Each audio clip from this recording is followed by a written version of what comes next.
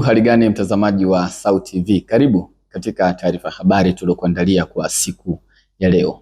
Na miongoni mwa taarifa tulizonazo ni pamoja na wanafunzi wa Chuo Kikuu cha Mtakatifu Agustino wanaoishi hosteli za nje wamelalamikia gharama za maisha na changamoto za maji kuwa kikwazo katika safari zao za kielimu. Wapatanishi kutoka nchi za Ukraine, Marekani pamoja na Urusi wanatarajia kufanya mkutano katika Falme za Kiarabu kuhusiana na mgogoro wa Ukraine uliodumu kwa miaka minne. Na katika michezo, shirikisho la mpira wa miguu barani Afrika CAF limethibitisha tarehe za mechi za kufuzu michuano ya AFCON mwaka 2027 itakayofanyika katika mataifa ya Kenya, Tanzania na Uganda.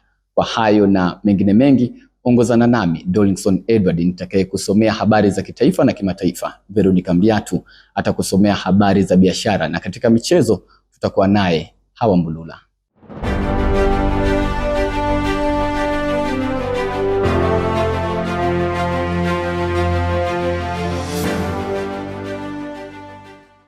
Na tuanze na habari za kitaifa. Baadhi ya wakazi mkoani Mwanza wamesema kuzinduliwa kwa meli ya MV Mwanza kutakwenda kufungua milango ya kiuchumi kwa wakazi wa kanda ya Ziwa. Wakizungumza na SAUT TV baada ya kuzinduliwa kwa meli hiyo na Waziri Mkuu wa Tanzania Dr. Mwigulu Nchemba mapema siku ya leo, wamesema wana matumaini uchumi wa kanda ya Ziwa utakwenda kufunguka.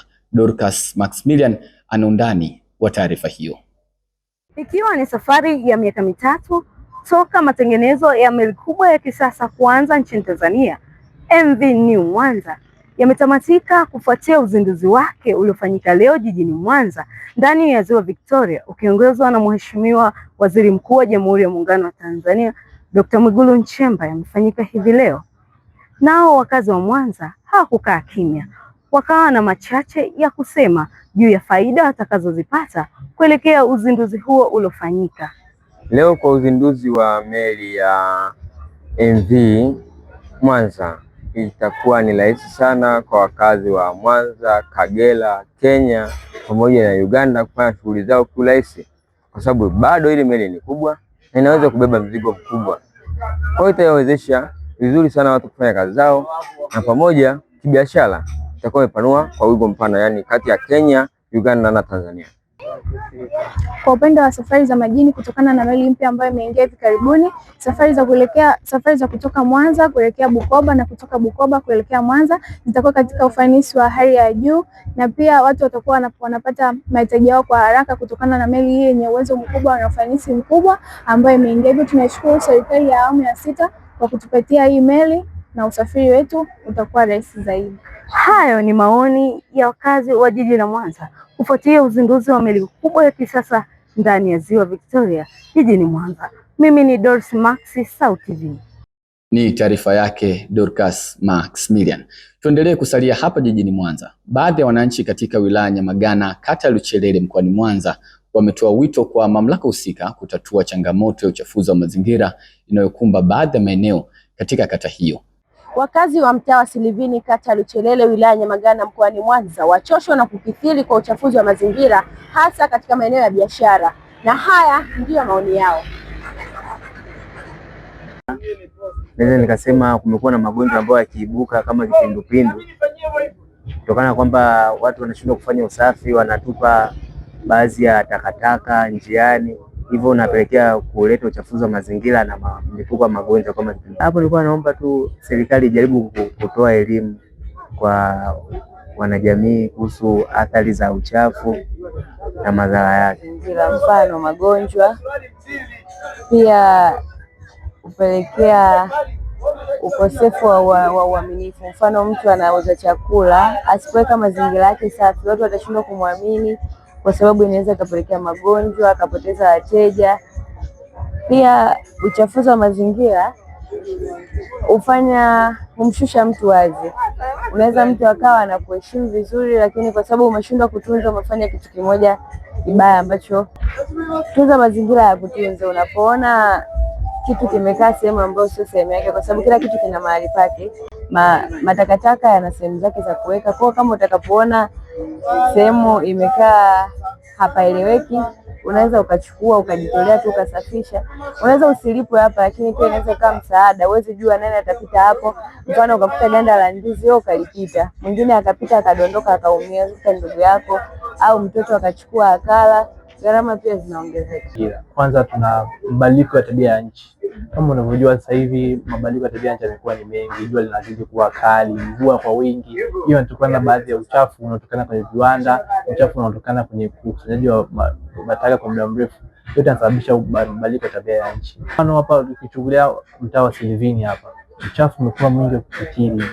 Ukipita pale unakopita unakutana na mbwa wamekufa, hawazikwi, matakataka yamezunguka, maboksi, makasha, mayai. Yote kwa sababu watu kijali tumeamua kuchukua vitu kwamba mtu akuja kufanya usafi. Ila yote kwa yote tunatoka sisi kama sisi tujishughulishe kufanya usafi kwa ajili ya mazingira, tuze mazingira kwa ajili ya afya zetu pamoja na vizazi vinavyofuata. Asante. Na hayo ni baadhi ya maoni ya wananchi wa mtaa huo kutokana na kadhia wanayoipitia. Beatrice Kaitaba, SAUT TV. Wanafunzi wa Chuo Kikuu cha Mtakatifu Agustino wanaoishi hosteli za nje wamelalamikia gharama za maisha na changamoto za maji kuwa kikwazo katika safari zao za kielimu. Wanafunzi wengi wa Chuo cha Mtakatifu Agustino wanaoishi hostel za nje wanakumbwa na changamoto tofauti. Je, ni changamoto zipi wanazokutana nazo? Kwa majina naitwa Bona Max Innocent, ni mwanafunzi wa shahada ya kwanza katika ya jamii, yani sociolojia hapa Chuo Kikuu cha Mtakatifu Agustino jijini Mwanza.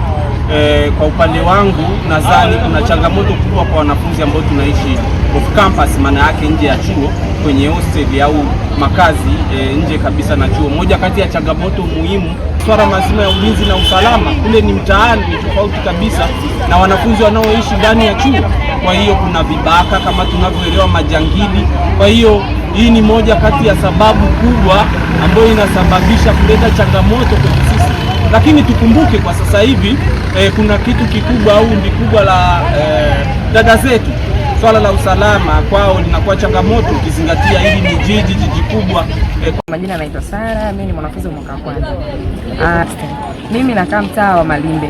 Mimi ni mwanafunzi toka nimekuja hapa, kuna baadhi ya changamoto ambazo huwa napitia. Kwanza kuna umeme kukata, cha pili kuna maji kwa sababu mbali, pia asubuhi kuna changamoto ya maji. Maeneo mengi yanayozunguka chuo cha Sauti wana changamoto ya maji. Sana ni maji huwa yanakata na yanaweza kakata asubuhi. Mimi ni wa kike, nahitaji kujisafisha, na kuna baadhi ya vile vitu vingine muhimu vya mtoto wa kike ambavyo anapitia, anahitaji maji zaidi. Hivyo ni baadhi ya changamoto. Kingine ni mambo ya kodi. Sisi tunaokaa nje ya chuo, kuna kodi, kuna chakula, kuna mavazi, kuna usafiri. Na hapo turudi kwenye chakula. Chakula ambacho tunapata nje si bora zaidi kama kile kinachopatikana ndani ya chuo. Mimi kwa majina naitwa Baraka Bariki, ni mwanafunzi wa Chuo Kikuu cha Mtakatifu Agustino, nachukua shahada ya ualimu. Kwa upande wangu changamoto ninazokutana nazo huko nje ninapokaa, kwanza kuna upandaji wa bei ya vyakula. Unaweza kukuta kule unaenda na shilingi 100, unakuta nyanya moja ni shilingi 200.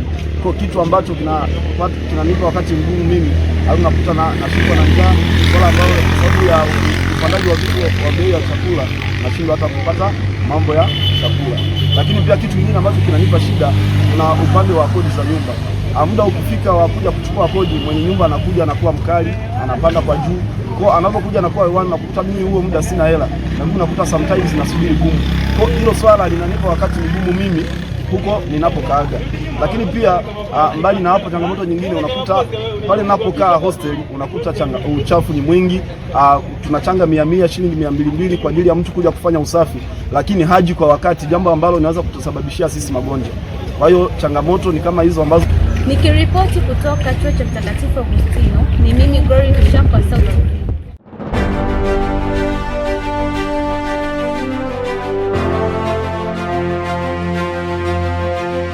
Karibu tena mtazamaji wa SAUT TV. Hivi sasa ni wakati wa kuyaangazia yale yaliyotokea nje ya mipaka ya Tanzania.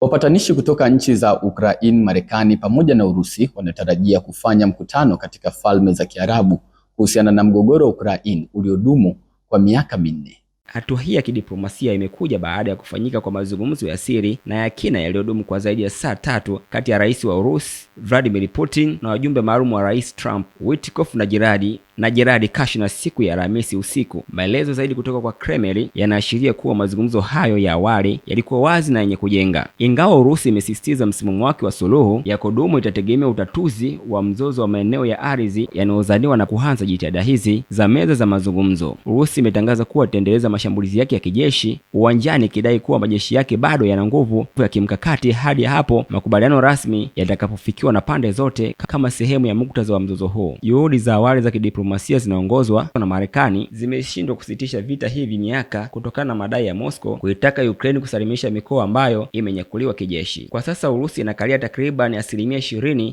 ya ardhi ya Ukraine, ikiwemo mikoa ya Luhansk, Donetsk, Kherson na Zaporozhye, maeneo ambayo Moscow alitaka yakabidhiwe kama sharti la kumaliza vita hivyo. Kwa mujibu wa shirika la kimataifa la Msalaba Mwekundu na mashirika ya Hilali Nyekundu IFRC, ambao lilitoa misaada ya dharura, mvua zinazotarajiwa kuendelea katika siku zijazo na mabwawa tayari yameshajaa, hivyo hali inaweza kuzidi kuambana na kuwaweka watu zaidi hatarini, alisema meneja wa programu ya operation IFRC Rachel Foiler alipokuwa akizungumza na shirika la habari Reuters kutoka mji mkuu wa Maputo. Waliojitolewa Msalaba Mwekundu wanatumia boti ndogondogo za mvua katika juhudi za uokoaji, lakini kufikia maeneo yaliyoathiriwa zaidi kumekuwa ni ngumu. Foiler aliongeza kuwa Afrika Kusini imetuma helikopta jeshi la anga kusaidia operation za uokoaji, akiripoti kutoka wilaya ya Mahika katika jimbo la Maputo kusini mwa Msumbiji Haro. Alisema wakazi waliokolewa na helikopta walikuwa wakipewa huduma za matibabu, chakula, makazi ya muda. Maria, mfanyakazi wa hospitalini mwenye umri wa miaka 25, aliliambia shirika la Reuters kuwa familia yake ilikimbia nyumba yao huko Chokwe katika jimbo la Gaza Kusini baada ya mamlaka kutoa onyo la marufuku wiki iliyopita.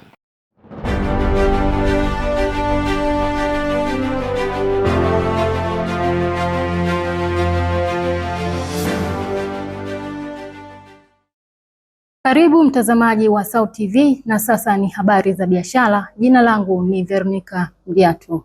Baadhi ya wafanyabiashara wanaofanya biashara ya chakula katika maeneo yaliyo karibu na Chuo Kikuu cha Mtakatifu Agustino jijini Mwanza wamebainisha manufaa wanayopata kutokana na uwepo wa chuo cha SAUT katika biashara zao. Na kimataifa, uchumi wa Pakistani unaendelea kukumbwa na shinikizo kubwa, huku makampuni kadhaa ya kimataifa yakipunguza na kusitisha shughuli zao nchini humo kutokana na gharama kubwa ya uendeshaji na mazingira magumu ya biashara. Kwa undani wa taarifa hizi tuungane naye Abdul Sami Hawanga, ana taarifa kwa undani zaidi. Ni katika maeneo ya Malimbe jijini Mwanza ambapo Chuo Kikuu cha Mtakatifu Agustino SAUT kinapatikana. Leo hii SAUT TV tumefika hapa kutaka kufahamu kutoka kwa wafanyabiashara ambao wanafanya biashara ya chakula kwa namna gani ambavyo wananufaika na uwepo wa chuo cha. Kwa majina anaitwa Elizabeth Nestori, ni mfanyabiashara wa chakula. Nipo Mwanza Malimbe karibu na chuo cha Santa Agustini. Tunanufaika kwa sababu tunajipatia kipato, maana kila aliyefungua biashara mazingira ya chuo ni ategemea kipato kutoka kwa wanachuo. Faida nyingine ni tunanufaika kukutana na watu kutoka mikoa mbalimbali. Mimi naitwa Mashimba Deusi. Nipo hapa Masha.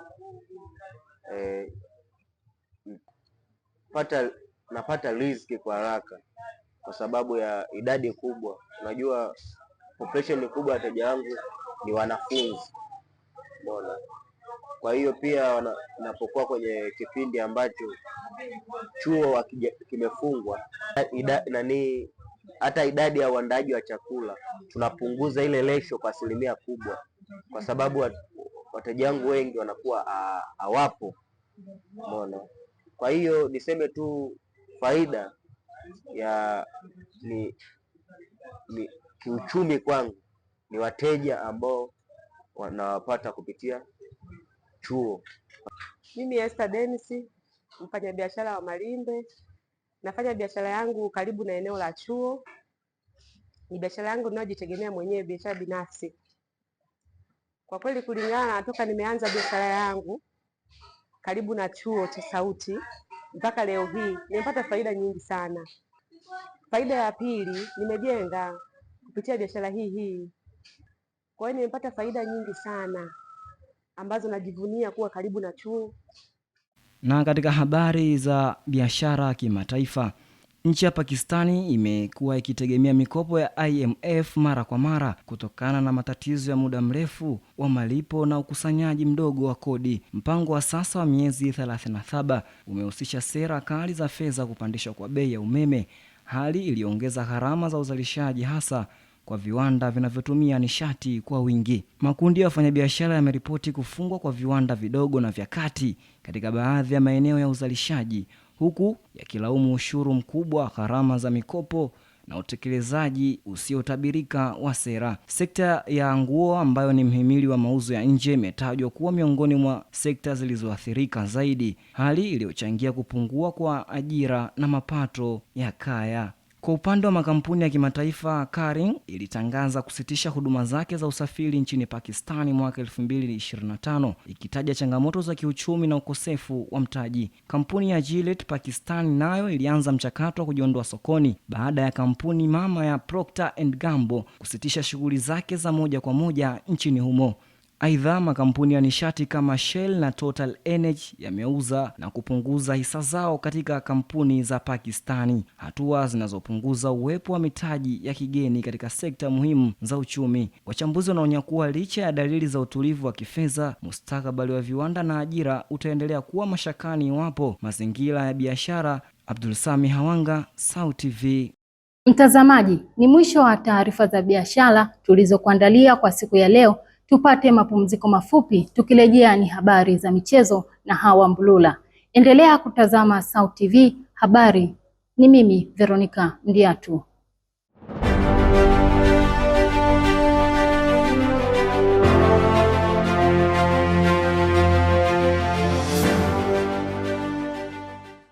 Ni matumaini yangu mzima mwanamichezo mwenzangu. Karibu katika habari za michezo. Mimi ni Hawa Mbulula. Tuanze hapa katika Chuo Kikuu cha Mtakatifu Agostino. Timu ya Chuo Kikuu cha SAUT kwa upande wa wanafunzi imefanikiwa kutinga hatua ya robo finali katika michuano ya Yasi Chuo Challenge Cup inayoendelea kutimua vumbi katika uwanja wa Nyamagana. Na huko barani Ulaya, beki wa kulia wa Uingereza Trent Alexander-Arnold anakabiliwa na wakati mgumu huko nchini Hispania baada ya kuhusishwa kuondoka katika klabu ya Real Madrid. Kwa undani wa taarifa hizi za michezo, tuungane na mwanahabari wetu Salum Jota. Mara baada ya timu ya Chuo cha Mtakatifu Agustino SAUT FC kutinga hatua ya robo finali katika mashindano ya Yasi Chuo Challenge Cup, nimepata wasaa wa kuzungumza na kocha wa timu hiyo aeleze kinagaubaga kuhusiana na maandalizi aliyofanya kuelekea mchezo wa robo finali. Kwa majina anaitwa Mlikoni Justin, ni kocha wa timu ya Chuo cha Mtakatifu Agustino. Naweza kusema kwamba kuelekea mchezo wetu wa robo finali tunajaribu kujiandaa vizuri kulingana na mpinzani ambaye tunaenda kukutana naye, kwa sababu mpinzani ambaye tunaenda kukutana naye mpaka sasa hivi bado haijawa confirm kutokana na zile mechi mbili ambazo wametoka kucheza, na tulitegemea kwamba mpinzani tunaenda kukutana naye ni Chuo cha Jema, lakini kuna mkanganyiko fulani ambao umetokea katika baadhi ya hizo mechi. Lakini kwa sisi kama timu ya Mtakatifu Agustino, sisi kikubwa ambacho tunachokiangalia sio mpinzani ambaye tunaenda kukutana naye, bali ni kuangalia ni namna gani ambayo tunapoweza kuandaa timu yetu na kuweza kukabiliana na mpinzani yoyote ambaye yupo mbele yetu.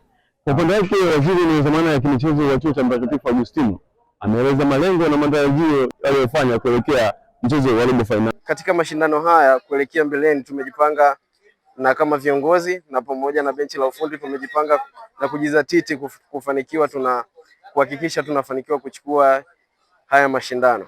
Kwa kuzingatia sasa hivi tumeanza kwenye robo finali, hivyo basi tuna safari iliyobakia ndogo ya kuchukua hili kombe, kwa kuwaweka mentality wachezaji na kuangalia zile ambazo changamoto zinaweza zikajitokeza kwa wachezaji kushiriki kwa 100% kwenye haya mashindano na kuwa na ari ile kwa kuzingatia kwenye huduma ya usafiri, vibali, pamoja na kuangalia changamoto zitakazojitokeza, kuhakikisha sisi tunazisolve kama viongozi na kama wizara kwa kushirikiana na kocha na pamoja na kapteni wa timu ya chuo.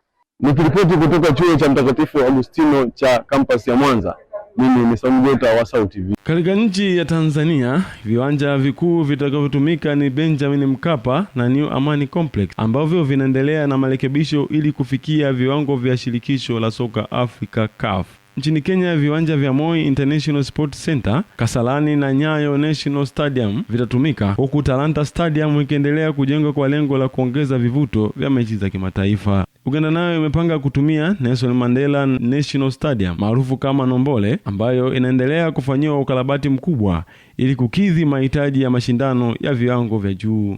Serikali za nchi zote tatu zinasema maandalizi ya AFCON 2027 yatachochea maendeleo ya miundombinu, kuongeza ajira na kukuza utalii katika ukanda wa Afrika Mashariki, huku wachambuzi wa kimichezo wakiamini kuwa mashindano hayo yataacha urithi mkubwa wa kiuchumi na kijamii. Ni mimi Salum Jota wa SAUT TV. Real Madrid ilimsajili Alexander Arnold kwa matarajio ya kuongeza ubunifu katika safu ya ulinzi na ushambuliaji, hasa kutoa pasi kwa washambuliaji nyota kama vile Kylian Mbappe na Vinicius Junior. Hata hivyo, mchango wake umekuwa mdogo msimu huu, huku ripoti zikieleza kuwa kiwango chake cha ulinzi na ushambuliaji hakijaridhisha benchi la ufundi. Kwa mujibu wa vyanzo vya Hispania, kocha wa muda Alvaro Arbeloa alimjulisha kuwa hayumo katika mipango ya timu, huku klabu hiyo ikipanga kumuuza katika dirisha la usajili la majira ya joto. Uamuzi huo umeharakishwa na mabadiliko ya benchi la ufundi baada ya kuondolewa kwa kocha wa zamani Xabi Alonso. Hatua inayofuata Alexander Arnold haijajulikana, ingawa kurejea ligi kuu England kunataja kuwa kama uwezekano mkubwa,